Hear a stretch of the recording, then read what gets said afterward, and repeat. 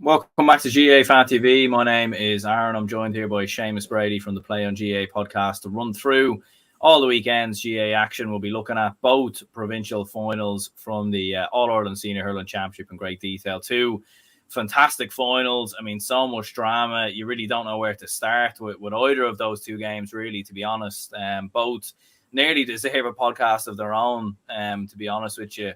Just two absolutely epic finals. And then, we'll be looking at obviously the Tailteann Cup action as well, which obviously took place on Saturday. 4 big wins in there, and obviously the quarter-final draw has since happened as well.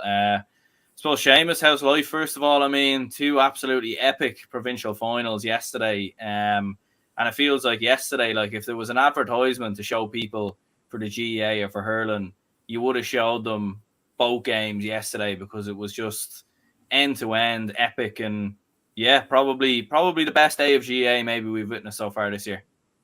Yeah, I agree. 100%. And thanks for having me back on again, Aaron. I'm delighted to be back. I was privileged enough to be there for the Leinster hurling final down in the Davin end up on the left. And I was right in front of the corner where the madness happened right at the end. And I was talking to Matthew about it. And we were saying, like, I'd never seen so many world-class players fail to get the ball up. Like Joseph Cooney, Gerald McInerney, TJ Reid, all couldn't get the ball up. And, just then for the madness of Pádraig Mannion to kick it in the one place that he shouldn't kick it, and it ended up in the net. Just, crazy end to a crazy game. And you saw the highest highs and the lowest lows in that game. The same thing with the Limerick and Clare game, which is the beauty of the GA in a way. And for, Limerick to do it again, Munster hurling champions, like in a year where like the Munster hurling championship is always banged on about, and rightfully so, as being like the absolute best competition that we have in terms of quality. And yet Limerick still unanimously across the board, I think everybody can say that Limerick haven't hit their best, but they still won it. Like, does that not just tell you just how good they are? And then obviously some great Tailteann Cup action as well, which we'll obviously get into later on. But fantastic weekend of GA. Yeah, it definitely was all right. And as you said, the scenes at the end of the Kilkenny game were just absolutely mad. Like, and how many times have Kilkenny done that down the years as well? Like, how many times have they been the ones to get a goal? Like, you think of obviously the late goal they got against Cork a couple of years ago, obviously in the All-Ireland semi-finals. They get that late goal yesterday as well. Like, I feel like Kilkenny in general, they're just never beaten. Like, they can just never lie down. Like, I feel like there's some teams there around the country who probably would have been bet, to be honest with you. Like, I felt like Kilkenny were hanging on for dear life towards the end of the game, like in the final sort of 5-10 minutes. It just felt like Galway had the run on them, and it felt like it was only going to go one way. It was just a matter of, could Galway take their chances? And once Galway went 2 points up, you thought, surely there's no way back for Kilkenny here, but somehow they find a way. Like, I don't know how they do it, to be honest with you. Yeah, it was not only that, but it was the manner of Galway's scores that they were getting to put them ahead. Like, absolutely sensational scores, like from Kevin Cooney and from Conor Whelan. And like, Conor Whelan, just shout out to him, fantastic performance from him, man of the match, deservingly so. Like, all 100% shot accuracy, like didn't miss the target once. I mean, that just tells you all you need to know. He was amazing. Galway were amazing in the last few minutes. They really kicked for home. Having been 7 points down at one point, they really fought back. And just that being said, look, Kilkenny, rightfully so, talked about in terms of how they never die, they never give up. Galway still should have cleared that last ball. Like, let's be honest, Galway still will be sitting there thinking, how did we not clear that last ball? I think it's just pure exhaustion. Like, if you watch that clip back, Joseph Cooney and Gerald McInerney genuinely look like they've got nothing left in the tank. They've got nothing left that they can give to get that last ball. And then Pádraig Mannion, whoever stole Pádraig Mannion's hurl, congratulations, you are the reason why Kilkenny are Leinster champions, not Killian Buckley, because if Mannion had had his hurl there, he would have picked that ball up and cleared it away.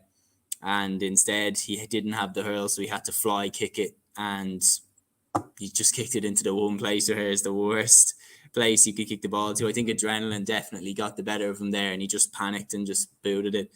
And then, yeah, very, very calm and composed from Killian Buckley to slot it into the corner when all those Galway men were running out at him. For him to keep his composure and to tuck it into the bottom corner, hats off. For a guy who isn't recognised as a real scoring threat, God, he popped up there. Yeah, it was a day for defenders scoring goals as well. Like, it was just Mikey Butler, like just cutting in from sort of the side, just making the curved run in. Like, it just, yeah, you wouldn't have expected that really, with the amount of brilliant hurlers Kilkenny have on the pitch that can score goals. But it does go to show like just how much of a dangerous team that they are. Farney Fan TV says here, just home from the junior cert. When's the preview coming out? Also, what a win in Tullamore for Wexford. Yeah, best of luck in your junior cert, first of all. And yeah, same for everyone who has exams, leaving cert, junior cert, all the rest. What a win in Tullamore for Wexford. Yeah, it was a serious win for Wexford. And in terms of the preview, yeah, should be out during the week, I'd say. For next weekend's games, most definitely. But I suppose we'll start by looking at obviously the Munster final, which was Limerick 123, Clare 122. A game that going down the home stretch could have really went either way. Like, it was going back and forth. Clare looked very good sort of towards the end of the first half when they obviously get themselves that goal. They were 3 points up at that stage, had numerous chances to perhaps go 6 or 7 up before the start of the second half. But Limerick done what Limerick did. They came roaring back, and it's mad, like, as you were saying there, like, Limerick just, they're that type of team that even when they're not at their brilliant best, even when they look like they're going to get beat, they find a way to turn around and win. And Aaron Gillan, like, sensational performance, 110 from him.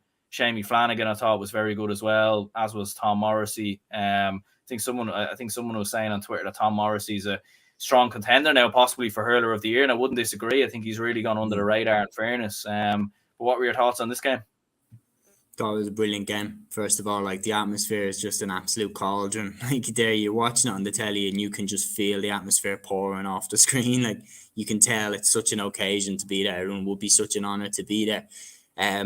Yeah, for Clare, look, heartbreak, just pure heartbreak. Like, what do they have to do? The other thing is that in this game, and Matthew made the point of it, and a great point, he was saying it's almost like, look, last year almost Limerick deserved more credit because Clare were at the top form. Everything was clicking. I don't think Clare hit top form in this game as well either. Same way he made the point. Like, they did. They dropped 5 short, 12 wides. That's 17 chances missed compared to Limerick missing 11 chances, like 1 short and 10 wides. Like, you lose by a point and you miss 6 more chances than Limerick do. Like, that is going to stick in the head. And the fact as well that they were ahead at numerous stages in the game and looked like it was going their way. At halftime as well, I was sitting there thinking, look, they're 3 up. It is interesting to think that, look, if Mark Rogers puts that shot in the back of the net, his second chance, and he did very well to get the first goal, you know, like, was reacted quickly to Kelly's shot off the post, bang into the back of the net. Like, that was brilliant. But if he buries that second shot, I would have felt a lot more confident that Clare could have gone on and done it. But the fact that Limerick were just still alive, and just throughout the championship, that's what Limerick have done. They've just stayed alive relentlessly. They've never gone away. And yeah, I just felt like Limerick are going to have another kick in them. And sure enough, they did. Yeah, like, and as you said there, like, even the goal, even Mark Rogers' goal came from a miss. Like, it came from the effort that obviously hit the post, and then he obviously followed the ball on. But what do you think it was for Clare in those moments? Like, because you go 3 points up, and they've been playing very well up until that point. Like, it felt like it was just really after that goal they seemed to sort of lose the run of themselves, and maybe because Limerick were so much on the back foot, they sort of panicked. But what do you think it was? Like, why do you think Clare shooting was so poor? Because it has been unlike them. Like, they've been so clinical so far this year. Yeah, I actually don't have a real answer for that. Like they were missing chances where I was like, that's very unlike like these lads to miss these chances. For a team so talented, they got to that final stage, and it's just like they just couldn't get all over the line, and they're setting a trend now for not being able to kind of get over the line now in the biggest game of their season, and they don't want to make that a trend. So they have to get back on the horse now here, because like they were missing chances at key stages. At key stages when they really could have kicked on and really could have pulled Limerick back in, and they were just missing the opportunities. That being said, obviously the foul at the end, my opinion, it was a barge. Like, Yeah. But so that being said, I still think Clare could have won the game without that free being given. So, like, I think, some better matchups potentially. I think Aaron Gallan scoring 111, I think it was pretty clear that he got the better of Cian Nolan there, like, particularly for the goal. Like, he just got miles away from him to be able to take that shot. So, Clare will sit there in the dressing room, and that's one that they left behind them. I think if Clare had played to the level that they played in last year's Munster final, I think they would have won that game. Yeah, like, and as you said, like it is mad, like, because you looked at it from a clear perspective, and the chances that they were creating, the turnovers that they were winning. Again, like, I don't think it was Limerick at their vintage best, from maybe a year ago or 2 years ago. Like there was times they looked very vulnerable, and there was times where Limerick even were missing chances in the first half. But like Clare, in some ways, they almost remind me a little bit like the Armagh footballers in some ways. Maybe not so in the way that they play, and obviously discipline is, Armagh have a lot of discipline issues. In fairness, I wouldn't want to put Clare in that same bracket, but like in terms of both sets of teams, like they've both up and coming, flashy type players. They look like two teams who are ready to make that step up and get over the line and win a big piece of silverware. But Clare just can't seem to quite get over that line. Like beaten in the final last year, you think of the semi-final performance against Kilkenny when the floor was wiped with them. Like they beat Limerick earlier in the year as well, which must hurt them. Like they're more than capable. Like when you look at the players that they have, and Mark Rogers, Aidan McCarthy, like Tony Kelly took a while to get going, but once he did, you could see what he could do. But for whatever reason, Clare just can't quite seem to get over the line. And whether it's a mental block or something like that, you just don't know. Because even in the final 5 or 6 minutes as well, I felt like Clare were almost like going for goals, and they sort of panicked and they were floating balls into the square when they should have just been chipping the scoreboard over. So yeah, whether it's a mental block with Clare, I'm not entirely sure, but you would imagine that they need a big, they need a big championship win soon, and whether that's beating Tipperary potentially in a quarter final, or an All Ireland semi final win maybe against Kilkenny in revenge. But Clare, like they're more than capable of pushing on. Just seems to be maybe a slight mental block or something that's holding them back. I'm not entirely sure. Yeah, and you wonder, was that play in the dressing room at halftime? Like they're 111 to 11 points up. This is a team that they've beaten before, and they're thinking, Sean Finn's not there, Cian Lynch isn't on the pitch. Like there's a lot going well for them in that scenario. And then Limerick just completely took over the third quarter. They're saying Gallan gets his goal. Like they start putting Clare on the back foot. I think, I'm not 100% sure I have the right number, but I know Clare went a good chunk of the second half without scoring. I think was it 10 minutes or something around that number. Yeah. You can't do that against Limerick. You cannot do that against Limerick. So that's, in a sense, I agree with you that they started looking like they were just like, oh no, not again, like just flying, like just hoping that something would just fall for them, and it won't happen against Limerick. Like it won't fall for you against Limerick. Like I'm being 100% honest, saying that I don't think Limerick were as good as they were last year, but I don't think Clare were as good as they were last year either. And Clare's level had dipped below what Limerick were at now. I think if Clare were at what they were at last year, I think they would have won this game. And being 100% honest, I think that game was of a higher quality in terms of what we were seeing the players do with the ball and the scores that we were seeing, and it ended up being a higher score anyway. But like this game was equally enthralling, equally amazing to watch. But I would say that Limerick will be sitting in the dressing room thinking that Clare probably should have finished them off at stages when they had the chance to, particularly in the first half with those goal chances. Yeah, absolutely. Like I think Clare had so many chances. Like and as you said, that second chance from Mark Rogers like was such a huge chance. If that goes in, like they could have been six or seven up. Going into half time. But from a Limerick perspective, though, like you have to give them so much credit. Like the fact they just keep on finding a way. Like, and I know we've drew the comparison so many times with the Dublin footballers who won six in a row, but it is so similar because that Dublin team, maybe not so much so in provincial championships, but in big championship matches and semi-finals and All-Ireland finals, there were times where Dublin would just find a way, and it was by hook or by crook, whether the opposition were scoring own goals or just absolute madness. Like they just found a way, and this Limerick team are very similar. Like when they have players injured, when they have players missing, they find that answer. Like Cathal O'Neill's popping up with big scores. Tom Morrissey's elevate his game. Grode Hegarty saw got more involved yesterday. Aaron Glan had been sort of hit and miss at times so far in the championship this year. He just kicks into gear when they need him. And Limerick just have that within them. Like their mental strength, like fair play to them, because the amount of 1 point wins they've had in the last couple of years is extraordinary, really. And I know some people might say there's an element of luck to it, and fair enough, but they clearly make their own luck. And they're a phenomenal team. Without doubt. Without doubt. And look, I was having this debate with Luke where we were talking about, is it like there's an argument there? And look, I'm not nailing my colours to the mast here and saying that it is more impressive, but there definitely is an argument that Limerick's 3 is more impressive than like Kilkenny's 4 right now. And just hear me out on this. Kilkenny threw the Leinster Championship when they did their 4 in a row. There was no Galway until 2009. That's when Galway came in. They had Offaly, Dublin, and Wexford in the championship. And by the way, all 3 of those teams were nowhere near their level at the time. Like Wexford and Dublin were worse than they are now. Offaly, yeah, were a bit better, but still nowhere near Kilkenny's level. So Kilkenny were able to pretty much just put it into first gear and roll through the Leinster Championship with ease, and then click into gear when the semi-final came around.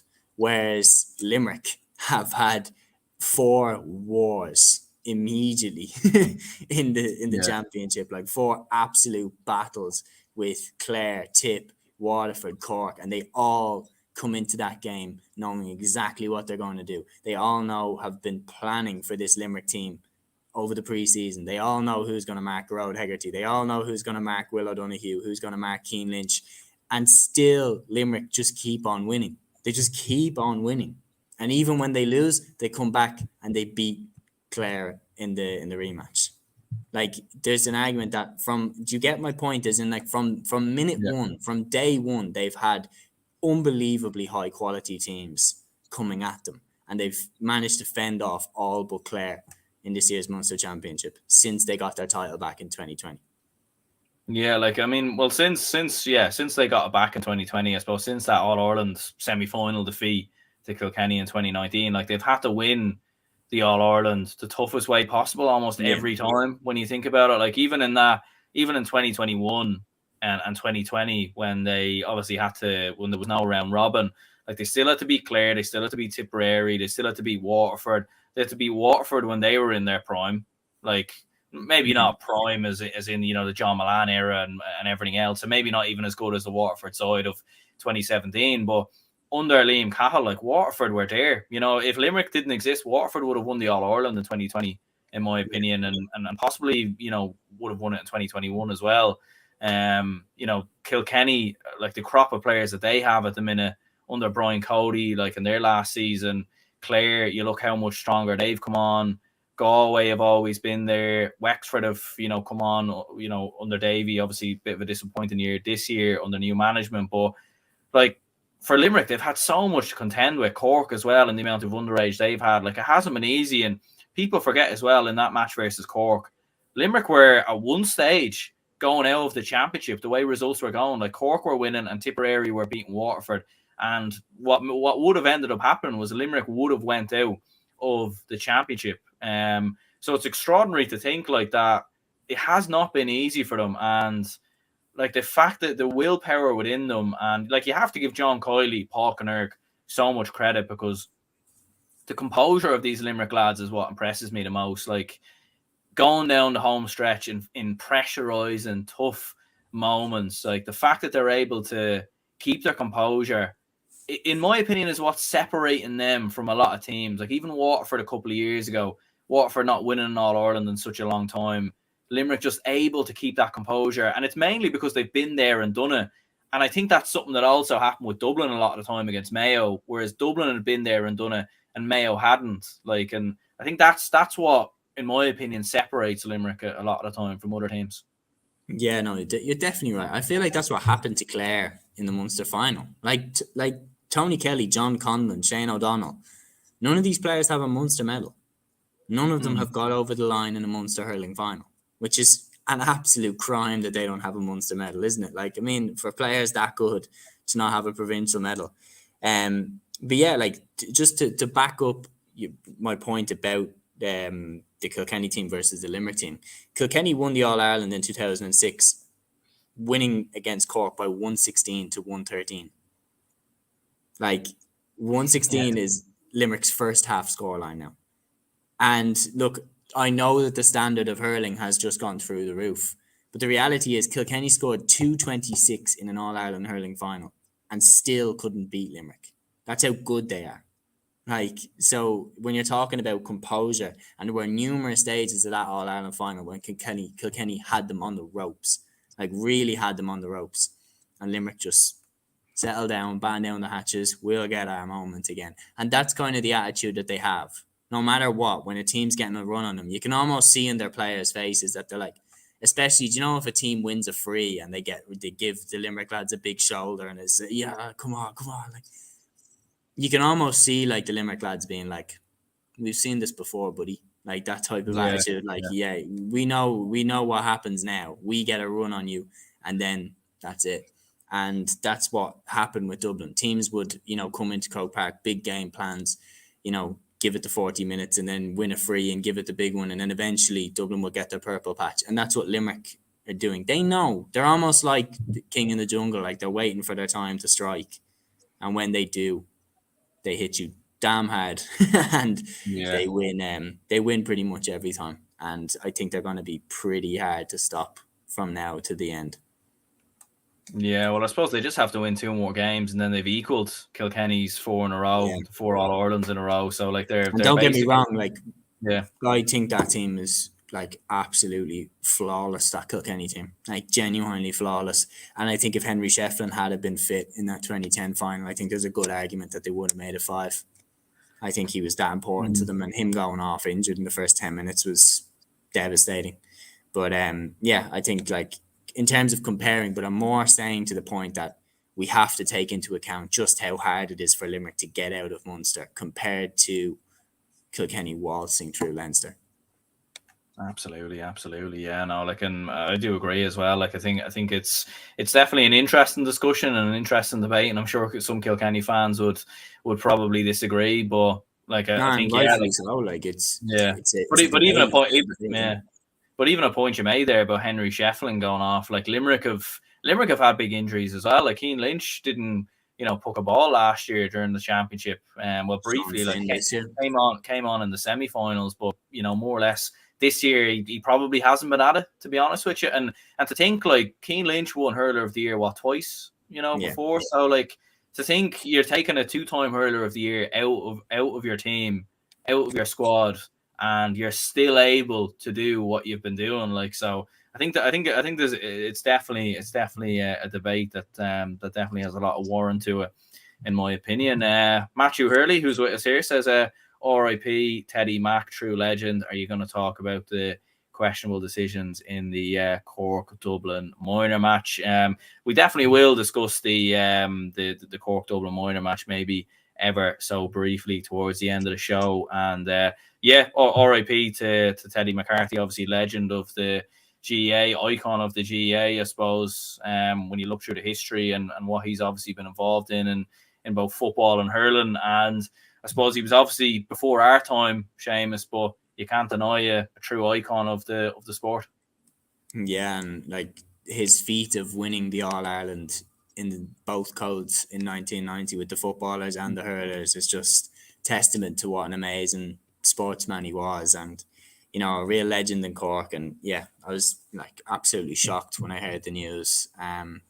Yeah, rest in peace, Teddy. Rest in peace to a legend. Yeah, and the last man as well to win an All Ireland in both codes. Like, you wonder, is that a record that will ever be beaten? I don't don't think like. so. I don't think so. No. Like, to be honest, like Con O'Callaghan was to take up with the Dublin hurlers, but even at that, would that be enough to drive Dublin to an All Ireland? I don't think it would be, to be honest with Johnny you. Glynn if he got onto the Galway footballers. Yeah, Daithí But Burke I as don't well. think so. I Yeah, don't think so. no, me neither. And in fairness, like, it's the day of the dual player, especially at intercounty level, is over now. And to be fair, you can completely understand that. Like, there's enough games going on in both football and hurling, to be fair. But yeah, rest in peace to Teddy McCarthy, absolute legend of the game, make no question about that one. And I suppose lastly, to finish up from a Limerick perspective, then, like, they've come through Munster, they've sort of, in some ways, you'd nearly say done the hard part. In terms of, they're in an All Ireland semi final now. Like, are they still the front runners in your opinion to win 4 in a row? In my opinion, as long as they're alive, they're favourites. Like, as long as they are not out of the championship, they're favourites for me. They are just absolutely incredible. They're absolutely just remarkable how good they are. Yeah, it's really, really hard to write them off in any game that they go into. And the fact that, they were so on the ropes. It was like watching the Rumble in the Jungle with these, like, with they're on the ropes, like taking all these punches, and the Tipperary game is the one that I always go back to, which is the one where where I really saw the grit. That was the one where I really saw the grit, because the casting was, if you watch the Tipperary game back, they were making such uncharacteristic mistakes. Like, the one that epitomized it the most was Gerard Hegarty getting it onto his left and hitting it, and he just spooned it off, and an absolute p-roller of a shot. And it was like watching Michael Jordan miss a shot or something. It was like, oh wait, this guy can miss. Like, he, that's like, what's going on with this team? And then they still just kept coming. And Dermot Burns in particular was unbelievable at the end of that game, and just kept, bringing the fight to Tip. Tom Morrissey puts them ahead, and I'm thinking, how are they going to win this game? Because I don't think they're playing that well, but it's just pure will, pure desire, that they're just, crawling basically towards a potential result. And then Tipperary obviously pulled them back for the draw. But I seen enough in that game that I was thinking, they are not giving this up without a fight. And then when they got past Cork, and then Tip just completely took their eye off the ball against Waterford, I was thinking, you know what, the fact that they've ended up in the Munster final is gas, because we didn't think that they played that well. And then they beat Clare. Yeah, I tipped them for the All-Ireland. As long as they're still in the championship, they're the favourites for me. Yeah, I think so. Like, I think there was probably a time when they were there for the taking, and you could say it was probably during the Cork game. To be honest with you, but Tipperary losing combined with Limerick obviously getting over the line against Cork, I think is just set them off now, and it's going to be very hard to, especially in Croke Park now as well, for the final 2 games. Like, provided they obviously get over a semi-final, and they're not going to have to play Kilkenny and possibly not even clear in a semi-final, probably either Tip or Galway. So yeah, Limerick are more than on their way, and the fact that they have that desire and grit, like you said before, like, because this team, like, owe nothing to nobody. Like, they've won, as you were saying, 3 All-Irelands in a row, 4 Munsters in a row before the final. Like, they owe nothing to no one. So, like, like, hypothetically, if some of those players were to stop trying or were to give in, it wouldn't entirely begrudge them, because they've done so much for Limerick. But yeah, they have it within themselves to constantly find an answer, which is remarkable. Yeah, it just is. And that's why the comparisons with the Kilkenny team are just getting larger and larger, because that is how far back we have to go to see a team that is just win, no matter what. Because last point on that, I'm not saying that they're better than them, because here's the other thing, is that Kilkenny, after they lost in 2010, came back and won another back-to-back All-Ireland titles. Like, so they just had an era of complete dominance. But it is the last time that we've seen a team have that level of dominance. It is that last time that we saw a team, let's be honest, get 5 or 6 points off the other team just out of of the fact that they're playing against them. Like, what was that famous quote about Manchester United where, we get 12 points a season just because we're called Manchester United? That team will go 1-0 up and panic. Like, I feel like that happens with Limerick, that people are anticipating just this wave of attacks coming at them. And I just feel like they have that aura about them. Like, there's no doubt about that.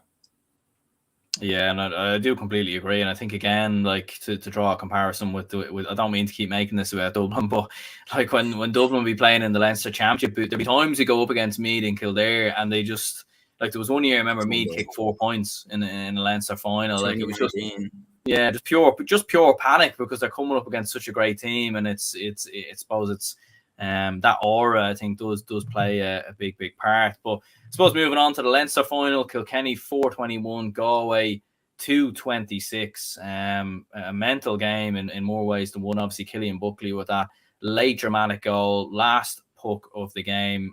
Dramatic stuff indeed. And like, to think Galway were 6 points to 1 up early on. Kilkenny came roaring back, hitting 1-4 without reply. Walter Walsh obviously gets himself a goal towards the end of the first half as well. Kilkenny kicking on from there, like, looking fairly comfortable, 8 points up. I think around the start of the second half, it felt like this game was going to go one way. But fair play to Galway, they just kept themselves in it. They kept themselves alive. And as we were saying at the top of the show, going into the final 5 or 10 minutes, you felt like this was only going to go one way. Conor Whelan was making the Kilkenny defenders dizzy, tearing them left and right. I mean, what a performance from him. But in came Cillian Buckley and Kilkenny. I mean, if Limerick never say die, then what does that make Kilkenny? Because, goodness me, like, what an extraordinary finish. Oh, it was incredible. And this game was just absolutely pure. Like, if a pendulum was a game, it literally just Galway completely on top of the start, 6-1 ahead, looking sharp. Kilkenny hanging on, let's be honest, in the first half. The 2 goals that they got from Keown and from Walter Walsh, who, by the way, Walter Walsh, fantastic performance off the bench, 1-2 from him. Looked really, really good. Like, Kilkenny, those 2 goals in the first half kind of kept them in it. Then the second half, Kilkenny just took over. Like, Mikey Butler's goal roared into the game, and all of a sudden they're 7 points up, and I'm thinking, all right, there's no way back for Galway. Then Galway get the goal from Jason Flynn and roar back into the game themselves, end up 2 points ahead of Kilkenny. Look like it's all done and dusted, and then up steps Buckley. And like we talked about it at the start, just the crazy scenes in the corner where nobody could get the ball up. And then John Donnelly gets his hands on it and just, let's be honest, just bats it over his head, has no idea where it's going. Manages to find its way to the boot of Pádraig Mannion because his hurl's been taken. He kicks it straight out to Cillian Buckley, who then puts it into the back of the net. I don't think he even made the cleanest contact with it, but it was the fact that he held his nerve enough to pick out the corner. I think that, and I was right there, as I said at the start, right there in the Davin, and just to see the Galway lads, the minute that happened, the whistle blew, and they were just out on their feet. All of them were lying down flat on their backs or flat down, and just looked like they couldn't even walk down the tunnel. They'd given everything that they could, and it's a cruel game, but what a finish. Absolutely, yeah. Like, and like, I suppose from a Kilkenny perspective, like, to find a way to obviously get that goal, like, it was some finish. But for Kilkenny in general, like, even like their bench as well, I thought made a big impact. Like, Billy Drennan came on, got a couple of points. Obviously, Walter Walsh came on in the first half and scored 1-2. And to think Kilkenny were missing like a good chunk of players coming into this. No Adrian Mullen, a few other lads obviously injured as well.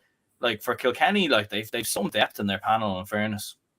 Yeah, and if they can get Adrian Mullen back, if they can get Michael Carey back, if they can get Pádraig Walsh back to full fitness, like, I know Pádraig Walsh came on in this game, but in my opinion, there's no way you can tell me Pádraig Walsh at his best doesn't start for this Kilkenny team. But yeah, like, they weren't at full strength, and they still had such huge amounts of talent and strength and depth. Like, Billy Drennan came on and hit a crucial point to put them back ahead when Galway had equalised with them. And so, like, him coming in, he looks like he's been playing with Kilkenny for 10 years. It's only his breakout season this year. But like, their strength and depth is huge because, let's be honest, that's one of the things that makes this Limerick side so good, is that they have the likes of David Reedy. They've had, over the years, the likes of Pat Ryan to spring from the bench and to make the difference. Like Graham Mulcahy made a huge difference against Tipperary when he came on, when it wasn't going their way. Cathal O'Neill, Keane Lynch didn't even start the last game. So Limerick have that strong bench. So if you want to compete with Limerick, you have to have a strong bench as well. And Kilkenny sure as hell have that. And if they can get the likes of Adrian Mullen back in, Michael Carey back in, and they have the likes of Walter Walsh, Billy Drennan coming off the bench, it's impressive. Yeah, and I suppose for Galway, like they done so much to get themselves obviously back in the game. Like Conor Whelan with an extraordinary performance. I think 1-6 in total. I seen they were talking on the Sunday game. I think Jackie Tyrrell was mentioning that Conor Whelan was a one-trick pony. Kind of thinking if he's a one-trick pony, what does that make the rest of the what does that make? I said this. My rebuttal to that is what is his one trick? He scores every time he touches the ball. Like, come on, you can't be saying that. Do you know what I mean? I don't know. One trick pony. Will you stop? He had 5 goals coming into the game. Like what? I don't know. Yeah. I can kind of like when Conor Whelan isn't playing his best, like, but still, no, he's definitely not a one-trick pony. Yeah, no, absolute madness indeed. Like, but yeah, like I suppose from a Galway perspective, I mean, obviously going into the quarterfinals, playing, obviously the winner of Tipperary, Offaly. Like, how would you think they'd fare there? It will definitely be Tipperary that they've come up against. So that will be really, really interesting because we have seen that Tipperary, can hit incredible heights, can, have that awesome game against Cork where you leave thinking, wow, like can 2 teams put on a better game of hurling? And then, they beat Clare, score 5 goals, look unbelievable, have an absolute war with Limerick. But then we've also seen that they can just not turn up. Against Waterford, they just didn't turn up. Like, still to this day, because I saw a lot of people saying Tipperary didn't take Waterford seriously or they took their eye off the ball. Why would they do that? There was a Munster final there for them. They were they're literally one step away from it. Why did they not turn up for that game? Like, I wouldn't understand how they would not turn up for that game. And it could cost them. Now they're in the quarterfinal. They're up against a Galway side that is heartbroken. And that's the key thing that we have to look at here. Like, genuinely, my heart went out to the Galway lads when the final whistle went because they just looked absolutely broken by how the game had finished. Like, to lose it like that, there's not a worse way to lose a game, is there? To have the feeling of we've just gone 2 points in front, we're gonna win this, and like I was sitting amongst Galway fans who are starting to celebrate, we've won, and then it looked like they had it handled as well. It looked like there was no way, and even then the other thing, right? And it's not something necessarily to support, and it's not something necessarily to, say, oh, I'd love to see that happen in the game. But let's be honest. Why did you even let Kilkenny get the ball out of there? Once TJ Reid started trying to pick it up, in my head I was thinking, do you know what? If you absolutely rugby tackle him to the ground and make sure that he does not get this ball up and the referee gives a free, it's a free from an angle where it would be so hard to score a goal from. And if he has to go for the goal from there, okay, maybe a scramble could end up with the ball being in the back of the net anyway. But in my head, I'm thinking, whatever you do, do not let this ball be fired back across the goal to a 1v1. Foul him potentially and then put everybody on the goal line or everybody in your penalty box and hold on.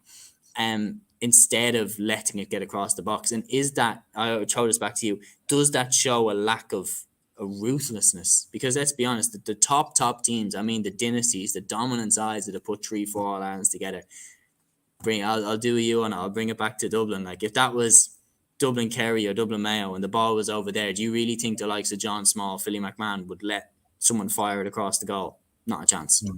No, definitely not. And even this Limerick side as well would have been smart enough to. Yeah. Oh, you're not getting that ball up. No, you're not getting that ball up. Absolutely not. Like, and I think that's that maybe is something that is like with Galway, like they are missing a few things in my opinion to make them serious contenders. Like, I would look at Limerick, Kilkenny, Clare as ahead of Galway. I don't think Galway are necessarily a million miles away. I think they're you could argue it's probably between them and Tipperary for who's the 4th best team in the country, and maybe that will be decided when the two play each other in a couple of weeks' time. But maybe it is just that rootlessness that Galway are missing. Because and even forwards wise as well, like Conor Whelan, obviously excellent. Brian Concannon, obviously a young player. They've got the likes of Joseph Cooney and a few others. But I don't know. There does seem to be maybe that rootlessness, that dark arts that maybe they're missing. And look, Henry Shefflin, he knows, I know that Kilkenny side where, as pure as anything, but they've plenty of dark arts in them themselves as well. And I'm sure, this Galway side is short of it. Yeah, exactly. Let that ball out. Exactly. So, yeah, maybe it is just that rootlessness or that those sort of dark arts and big moments that they're missing. Yeah, maybe. And I feel like, look, that was just, maybe they just were tired. I've seen that there was a gas thing where I think it was Peter Reid was talking about the Maradona goal. No, this is such a mad reference to bring it up to. But he was saying why, with the Maradona goal, when people were saying, why didn't you just kick him? Why didn't you just foul him? Why didn't you just bring him down? He said, sometimes it's really hard to just foul him. Sometimes it's really hard to even foul him. And yeah, I feel like that's kind of almost what happened there. Was it hard to just foul them? Were they thinking, okay, no, I've got the ball now? Because there was, let's be honest. They still and what happened with Pádraig Mannion's hurl as well? I'll need to see that back. How did he? I think if I want to put it, I was watching it, and obviously him and Owen Cody were down, right in front of me for the whole second half. The two of them were at each other the whole game, grabbing each other's jerseys, grabbing each other's hurls. So I'd say Owen Cody probably took that hurl home with him if I had to put a bet on it. But no, definitely someone from Kilkenny has that hurl. Yeah, absolutely. I suppose one thing I wanted to touch, obviously, and there's been plenty of chat over social media and everything else about the fact that I suppose the Leinster final only had 24,000, 25,000 obviously at the game, and obviously you were at the game, so you could probably sample the atmosphere and you were in amongst it. But certainly from watching on the TV, it did feel quite dead and it did feel quite empty, and especially following on from the Munster final, which was just there wasn't an empty seat in the house. It was fans everywhere. Nearly looked like there was more people in there than there probably should have been. Whereas in this final, it was very, very empty. It felt very shallow, and I felt like a game like that deserved a better atmosphere. It deserved more supporters to be there. But that was quite this. But why do you think for Galway and Kilkenny fans in particular, because Kilkenny, they obviously don't have a football team at senior level that they need to travel for. Galway, fair enough, their footballers have come on quite strong. But Galway probably is a predominantly hurling county. If you ask most people around Galway, they would tell you they're more of a hurling county than a football county. So, why do you think not many fans sort of made the journey to Croke Park, and why was the attendance so low compared to, because it was actually quite low compared to other finals as well, which is a bit I don't know. It genuinely, I think you'd have to take a look into a lot of factors. If I had to take an educated guess, I'd say there's probably a couple of potential factors. Number one, Galway to Dublin is quite a long journey. And the cost of accommodation in Dublin is, as we know, ridiculous. You wouldn't be if you want to park your car overnight, it probably costs you $5,000. But in terms Dublin is very expensive to get to. Then on top of that, and look, I thought Galway travelled probably. There was more Galway fans. I got the feeling watching from the stadium that there was more Galway fans in the It did look like that from the TV, in fairness. Yeah. So that reason probably is debunked. The second reason, last year's Leinster final wasn't that good. And that's just brutally honest. Last year's Leinster final as a game wasn't that good. It was all about Brian Cody, Henry Shefflin. But then again, last year's attendance wasn't great either. And you had a real storyline going into last year's Leinster hurling final. Obviously, Brian Cody, Henry Shefflin, would they shake hands? All this stuff. That was a real rivalry there going into that game. And yet it still didn't draw it. So I think it is something to look into more of why hasn't it drawn as much attention? Why didn't it draw? And I think the other thing as well, right, was that the games leading up to it had been in the Munster Championship had been just breathtaking. And here's the other thing, you go to a Munster game, next year, right? I know this in my head. Next year I want to go to a Munster hurling match, and I can guarantee you, I'll pick one, and 9 times out of 10 it's going to be an absolute cracker of a game, genuinely world class. the Leinster Hurling Championship this year had some fantastic games, but then also had some quite, just boring games. Like Galway, Wexford, two of the big four. Galway put them away without a fuss. Like that type of thing. Do you know what I mean? Where like the standard wasn't quite the same.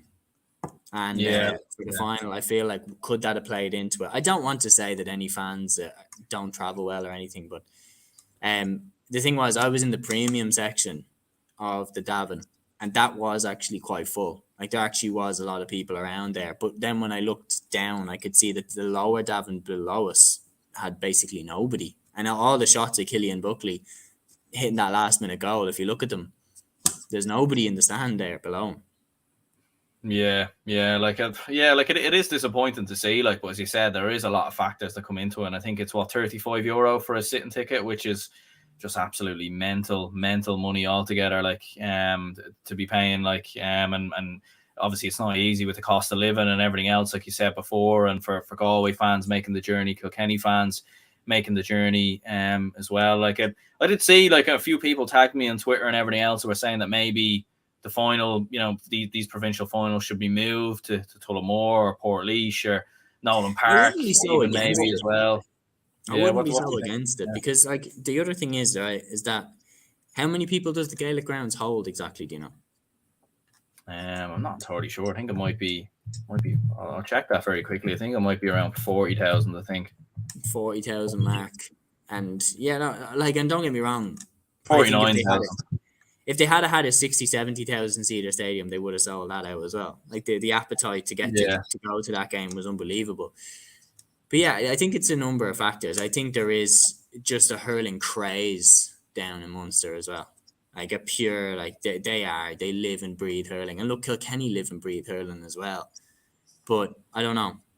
It's a hard one. I feel like Kilkenny have always been. They've always been the county that they turn up for a semi-final and final usually, and whether that's probably got to do with the fact that they were so dominant for so long, and probably even spelled into the same problem that's happening with Dublin actually at the minute in football again, which is where, as you were saying, Kilkenny were so dominant through Leinster, it just wasn't that appetizing for their fans to turn up, and it's probably similar with Dublin right now as well, where in Leinster a lot of Dublin fans probably don't show up till semi-finals and finals as well. Like if we're being perfectly honest, and maybe that, although Leinster is quite different right now, like it's maybe that's something to got to do with it as well. But like I suppose the only issue with Dublin, it was more like, in my opinion, it was more because of the style that they adopted over the pass,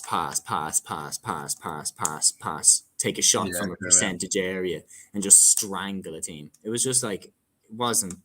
Game was over but game was over before it even began, and it was like Dublin in the mid 2000s. Was that in anywhere near as good a Dublin team as what we've seen over the last 10 years? No, but they were a hell of a lot more exciting because they would nearly mess it up constantly. Like they would nearly mess it up against any team they played against.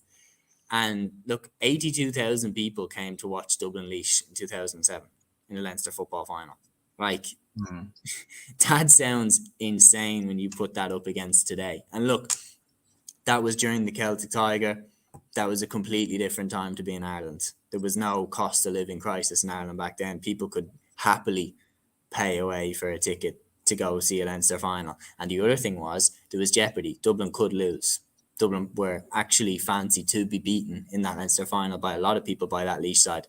Now, I'm not saying that there wasn't jeopardy for Kilkenny in this game. There obviously was, but I do think it needs looking into, because the Munster Hurling Championship right now is perfect.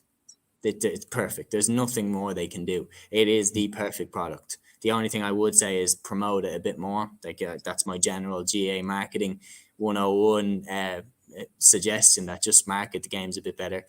But in terms of a product, it's perfect. It's absolutely perfect. The Leinster Championship, it didn't draw the numbers that the Munster did. So why not? And think about this now in the off season. How can they draw more people to the games? Because there definitely is ways that they can do it. Yeah, and I suppose like there is an argument. Look, if Wexford were in the final, there definitely would have been a lot more. Like Wexford, I remember 2019, and they took over Dublin for a couple of days in that Leinster final. If Offaly were to get there, they would certainly bring a lot of numbers.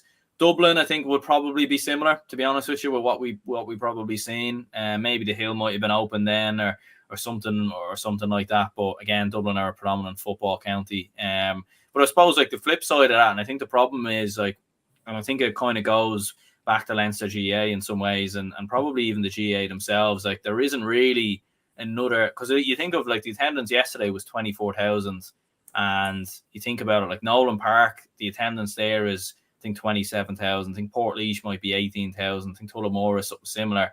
So there really isn't another stadium in Leinster that could even nearly facilitate yesterday's attendance. And yesterday's attendance was quite poor. So like, if you did then have a Leinster final that had like a Wexford against the Kilkenny, let's say, for example, the attendance maybe would be around 45,000. But you can't have, there's no what do you do, like, because it's, and I think this is the same conversation we had with the Leinster Football Championship as well, where there really isn't like, it's hard to find a solution unless they like upgrade Portlaoise, upgrade Tullamore. Obviously, Newbridge is being done at the moment. Upgrade Nolan Park, because and it's just it's a difficult one. It is. It's really difficult because like it just comes back to in general, like, okay, let's say that you put in the effort to build up these stadiums and make them more suitable to hosting the provincial finals. And then what if all of a sudden the Leinster Hurling Championship explodes into life? What if Wexford now hire somebody who gets the best out of them? And they just, what if they hire like a legend, like a Martin Storey or Larry O'Gorman or someone like that can absolutely galvanise them? And then like, or Damien Fitzhenry, he deserves a shout as well, but someone who can just galvanise them. And then Wexford are back. And then all of a sudden, like, it's a real, like, and then Dublin's level continues to rise. And then all of a sudden you have 4 top teams in Leinster. And then all of a sudden they need somewhere to go to host the Leinster final. And you go back to Croke Park, and all that money that they put into the other stadium is just a waste. So it is hard to know what you do from here. Yeah, like, and it is like maybe the last point to finish up on this. Like, I'd go the route of let's make what we have better so that we can fill Croke Park. That's what I would do. Yeah, no, I agree as well. Like, and maybe the last point to finish up on, like, you had one provincial final that could have sold more seats, more tickets. Like, you feel like if that game, I know you can't have a Munster final in Croke Park, but if that game was in Croke Park, I'm not saying it might have been packed. It might have had the 80,000 there. I think it would. It's not impossible, especially when you look at the Ticketmaster issues. And then you've got Galway, Kilkenny, that's 24,000. Like, you just feel like there's something amiss here, which is mad. Because look, I'm sure the GA want to make more money, but like, there's just something not quite clicking here. Like, and as you said, the reality is that it would kill 2 birds at one stone if the GA put another stadium in Dublin.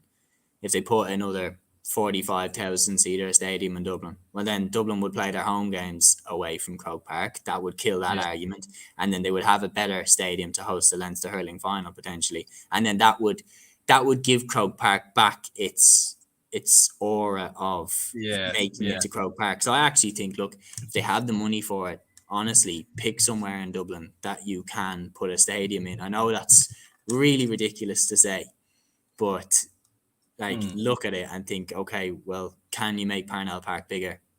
No. So you do need to kind of pick somewhere and go from there. You'd be looking maybe kind of Abbottstown, not Abbottstown area where they train. Could you put it out there? I don't know.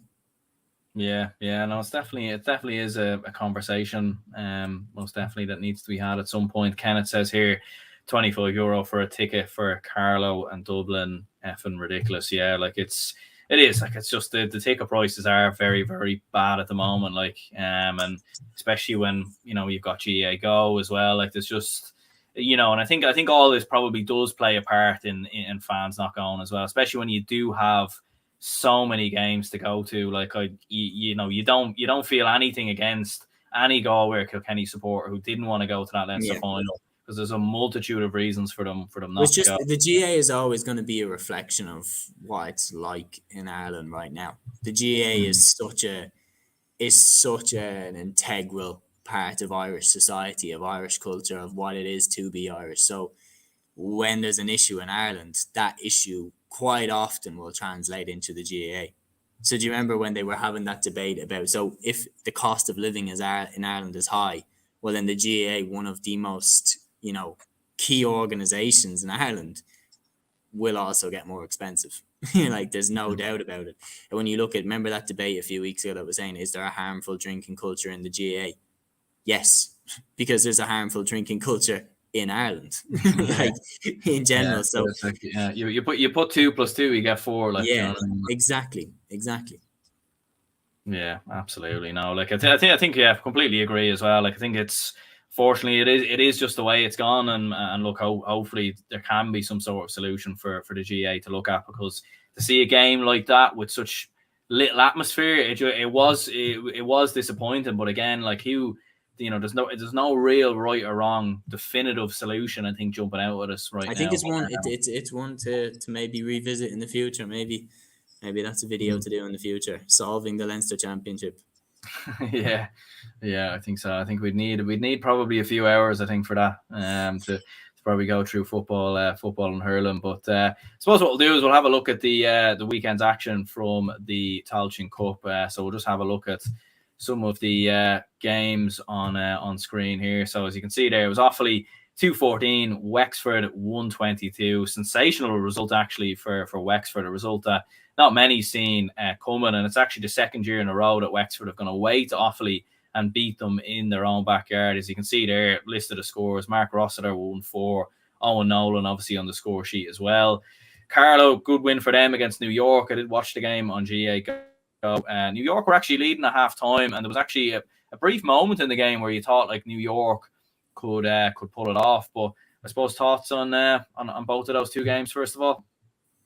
Well, starting with the Wexford Offaly one, I mean, wow. Like for Wexford to get all of their scores from play, I mean, that's the first thing that you'd look at and go, like, well, what is going on here? Like 122 from play.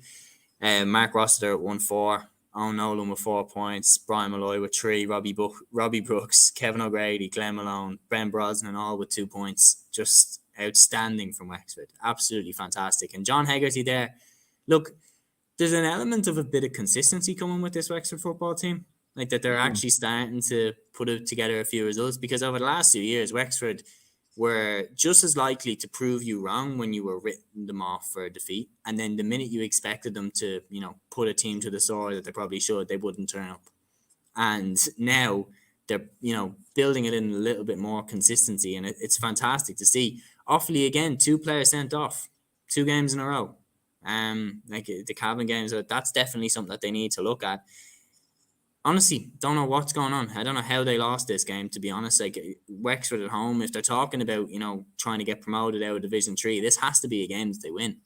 This has to be a game that they win at home. Like, so they'll be very, very disappointed. But for Wexford and for John Hegarty, be absolutely delighted. Like, it's serious signs of progression. And when you look at it, they have some serious talent coming through, the likes of Liam Coleman, the likes of Mark Rossiter. Promising signs for Wexford right now. As for Carlow, New York, like Carlow having a great old time of it in the Tailteann Cup, 3rd win in this year's competition, and crazy moment, Shane Bolger, obviously from Carlow, playing against Carlow with New York, and his dad there is chairman of Carlow GAA, and they got a picture at the end. It was on Loaf of Bread GAA's Instagram. Obviously, big shout out to him. And moment made possible by the Tailteann Cup. But I wonder who his dad was supporting, watching on the sideline. Yeah, it's mad, isn't it? The GA, like they always throw these things up, like and it always seems to happen, which is obviously mad and great to see. The GA Pro says here, I'd say Wexford are the most unpredictable team in Division 4. You never know how they'll play. Yeah, like, and obviously I think it's John Hegarty's first year there, so like he does seem to be onto something. And Wexford, like I know they come up again. We'll have a look at the quarterfinal draw in a minute, but Wexford, like they're serious dark horses now, in my opinion, to possibly win this competition. Like, because when you think about it, like they beat Offaly, one of the contenders. Like Offaly were definitely one of the contenders. They beat them in their own backyard. They came through a difficult group that they were in. You can obviously see it there on the screen a little bit above. So, like, fair play to Wexford. Like they're a team that, might just be dark horses for this competition now. I'm not 100% sure if I agree with you that they're to win the competition. Not quite. I think they have a serious chance. Really, I don't know. I'm still there. Like for me, Down, Meath, and Cavan are still a level above, in my opinion. And look, that sounds mad. Awfully beat Meath, but Mm. like, I still think Cavan will probably be too strong. Yeah, I don't yeah, know. no, I do. Yeah, I do. I do. I But look, do. but look at the same time, like Wexford have made such huge strides, and look, there has been like, take a look at the next result, Laois beating Fermanagh. But Mm. it would blow me away if Wexford won the Tailteann Cup. I would be absolutely stunned and amazed if they did it. And you know, like I would be delighted because I have a soft spot for Wexford. Like I spent a lot of my summers there growing up, so I've always liked them as a team. And yeah, I feel like look, this result will give them huge confidence. There's no doubt about that. This result will give them huge confidence, and obviously we're going to get into the quarterfinal draw. Like they have Mead there at the side that awfully beat, so they'll go into that with their tails up. They'll be ready for that one.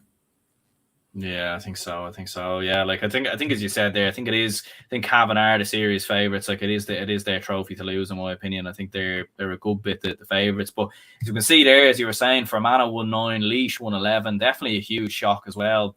Arguably a bigger shock than the Wexford Offaly game.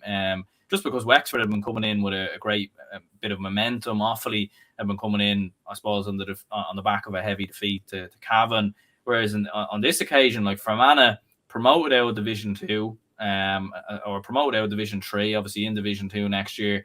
Laois, maybe in a similar fashion to Wexford, struggling to get out of Division Four, but sensational win for them. And I suppose for Down, like they done the business against Longford. I seen they were losing a half time, so a bit of a sticky test for them. But Laois beating Fermanagh, like what a result that is. Yeah, that's crazy. And like I was talking about this with Matthew yesterday, and we were saying like, I was just saying honestly, Fermanagh have just been bang average in this Tailteann Cup. They've Mm. completely taken their foot off the gas Since since since they they got since put in they top almost three. got promoted, they've Yeah. almost sort of What did they do? Did they just go on the beer as soon as they got promoted? Like it's just I don't know what to be because like they go into this and they were in a group where I was thinking, their group was Antrim, Wexford, and Leitrim. And I was thinking Fermanagh should as absolutely well. Yeah. dust off all three of those teams and go into the next round. I was thinking Fermanagh for me were my dark horses at the start. They were my dark horses to potentially catch a Cavan because they caught them in the league in the last round. They beat them in the league in the last round. And okay, they draw home to Wexford. Okay, I'm thinking, all right, you know what? Wexford, have looked good in some games in Division 4 this season. It's definitely a surprise. And look, Sean McNally got a black card at a crucial time. These things can happen. Wexford get the draw. And then they beat Leitrim in, convincing fashion. And I was thinking, okay, they're back. Then they lose back-to-back games to Antrim and then Laois at home. Like, there's Yeah. no excuse for that one. A Laois side that had just drawn with London and Parnell Park and should have been beaten by London and Parnell Park because London probably should have hung on at the end. Like, just crazy that it flipped this much to only hit 1-9 as well at home. Just not a good day attacking wise for a team that have some serious talented forwards. Like the likes of Ulton Kelm hasn't hit his form in this Tailteann Cup. They have the likes of Ryan Lyons, Sean Quigley as well, who did get the goal and was carrying the fight to them. But for me, this is hugely disappointing for Fermanagh. They should have done a lot better. For Laois, it's a bit of a redemption arc in terms now the London defeat is kind of washed away more so that like they can forget about that and move on. Obviously, Limerick next. They'll fancy their chances in that game now off the back of this. And yeah, crazy how quick one game can change. A big shout out as well. Mark Timmins, 37 years of age, popping up at 1-1 from centre half back. Outstanding performance from him. And yeah, they're true. And then the other game down Longford. Longford dogged, determined in this game. Joseph Hagan leading the way with 1-3. Yeah, you mentioned that like Longford had them at stages, but then Down fought back. Pat Haverin with 6 points, Andy Gilmore with 3, Rory Mason with 3, Danny McGill with the goal. My thing is, you look at it and say against Meath, they hit the wides really cost them. Have they worked on their shooting enough? 120 suggests that they have got better at it. So we'll see. It'll be interesting to see. Now, obviously, Cavan is going to be one hell of a game in the quarterfinal. Yeah, I mean it's the worst draw possible. I felt for Yeah. for Down. Like I feel like you probably nearly want them in Crow Park, like just to kind of even it up. But to be going away to Breffni Park would be such a tough one. And there is the draw, so people can see there. So Limerick against Laois. Meath against Wexford, Cavan against Down, and Antrim versus Carlow. So 4 interesting games there as well. Obviously, it'd be great to see one of Antrim or Carlow like get into Croke Park. Like, I don't think many people would have predicted that at the start of the season, in fairness. So great stuff there. But yeah, I suppose we'll move on and have a look at the I suppose minor football championship just briefly, and obviously run through some of the talking points and some of the results that happened there. So as we can see there, should load up for us there, the quarterfinal results. So Derry 113, Galway 4 points, an annihilation there really for Derry. Monaghan, huge win for them against Mayo. Obviously Mayo, the All-Ireland champions from last year. Great win for Monaghan. And Dublin obviously came back from the dead. They were 6 points down at one stage in the second half, and Cork got that penalty. But Dublin came roaring back to win. And as we can see, Kerry beating Kildare 2-13 to 1-11. I don't know if you've seen much of the Dublin Cork game and some of the decisions, but there was definitely some questionable decisions, especially when you look at it, like in the Cork Kerry game a couple of weeks ago. I'm sure as Matthew Hurley, if he was here now, he would tell us, like, obviously Paul Ganey didn't get Paul Ganey obviously got a penalty despite being fouled outside the box, and Sean Powther was black-carded, where in this instance the Dublin defender drags a man down for a penalty and doesn't even get a black card. So bit of inconsistency in some of the refereeing decisions, and even towards the end as well. Like, I thought Cork were a little bit unlucky not to get the free, but in fairness, I did feel that decisions could have went either way. Like, I felt like Dublin were a little bit unlucky not to get to some decisions as well. But what were your take on it? Yeah, well, the penalty is the main one, because obviously, like, that's a fresh wound for Cork, that did change the game against Kerry, and like that hasn't been consistent. Even on the day that it was given, that hasn't been consistent, because let's not forget that the day that was given, Niall Scully was fouled against Kildare in my opinion, a more obvious goal scoring opportunity than the Paul Ganey one, and no black card, no penalty. So I was like, well, they're not even being consistent on the day that they gave that. And what's telling is when he went down, Ganey, in my opinion, my first reaction watching it was that none of the Kerry lads were really even like, hey, penalty ref, surely, black card, send them. Like, do you know what I mean? They were just like, oh, free. Like, that type of thing. And he was like, all right, penalty. Whereas, yes, I feel like Cork then surely would be watching it and saying, well, we better get one. And then they must have thought, here, like, we've been after got done over there a few weeks ago by this decision, and now it should have gone our way, and it didn't. So I fully understand the frustration there. My thought watching it was definitely looked like it should have been a black card, and if you're talking about being consistent. Yeah, I think so. Like, and I suppose like it was Dara Sheedy who was tripped, and like there was an argument that he was very close to the goalkeeper, and maybe he wouldn't have necessarily got the shot away. But I think at the same time, it was a goal scoring opportunity. So I think, if you're going to give black card and penalty 1 week for decision a couple of weeks ago, I think these referees do have to be consistent. But I did feel all in all that the ref, in my opinion, done a fairly decent job of the game. Like, I thought he let it flow. It wasn't very stop-start, and I think it showed that in the scoreline, like 118 to 212, high-scoring game. And I thought it was two very good sides, both going at it in my opinion. But I suppose, before we finish up, maybe player of the week and moment of the week from yourself from the weekend's action. Difficult to pick just one. If I was all right, so player of the week, is it? Player of the week, I would say probably Conor Whelan. A bit like unsung, the classic one trick pony. But that one trick got him 1-6 in an outstanding display against Kilkenny. He is an absolutely outrageously good hurler, and I probably would say,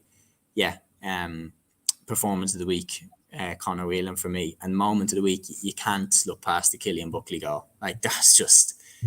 I know the Limerick Clare game was outstanding, but Buckley's goal was just like, what is going on? How has that happened? So, probably player of the week, Conor Whelan. Moment of the week, Cillian Buckley's goal. Yeah, I think moment of the week you can't disagree. In fairness, I think you'd very much have to go with that. And then player of the week, yeah, like so many contenders like all across the pitch. Like I thought Walter Walsh was brilliant for Kilkenny. In fairness, rolling back the years, and Conor Whelan was sensational. But probably go for Aaron Gallan just for his Yeah. performance. I think scoring 110 in total. I thought he was excellent. But yeah, I suppose we'll go ahead and wrap this up here. Leave a like, subscribe if people could. Make sure to check out Play on GA, Seamus's podcast when you get a chance. And yeah, cheers Shay for coming on. And yeah, thanks very much to anyone who tuned in.